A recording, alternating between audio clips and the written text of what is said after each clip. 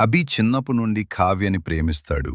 ఆ విషయం చెప్పాలని 2 సంవత్సరాలు కావ్యకి తను ప్రేమించిన విషయం చెప్పడానికి ఊర్లోనే ఉండి టైం కోసం చూస్తాడు. ఒకరోజు కావ్య మెసేజ్ చేస్తుంది. దసరాకి మా ఇంటికి రా అని. అభి వెళ్తాడు, ఇంట్లో అందరుంటారు. ఆ రోజు రాత్రి కావ్య వల్ల ఇంట్లోనే అభి పడుకుంటాడు. రాత్రి 12 గంటలకి కావ్య నీ నిద్రలో నుంచి లేపి అభి తన మనసులో మాట చెప్పాలి అనుకుంటాడు. కాని కావ్య లేవదు. ఆ రోజు అభి చెప్పలేకతడు. 2 సంవత్సరాల తరువాత అభి హైదరాబాద్లో సాఫ్ట్వేర్ జాబ్కి ట్రై చేస్తూ ఉంటాడు. పార్ట్ టైం జాబ్ చేస్తూ ఉంటాడు. ఒకరోజు కావ్య అభికి మెసేజ్ చేస్తుంది.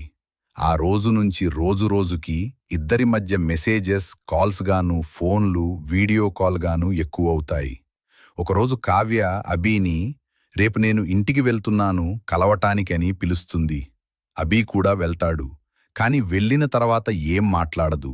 కావ్య, అప్పుడభి మాట్లాడడానికి పిలిచావు కదా, 10 నిమిషాలు కూర్చుని మాట్లాడి నువ్వు ఊరికి బయల్దేరు, నేను రూమ్కి వెళ్తాను అని అంటాడు. కావ్య మాట వినకుండా బస్సు ఎక్కుతుంది. కాల్ చేసి అభిని బస్సు ఎక్కమంటుంది.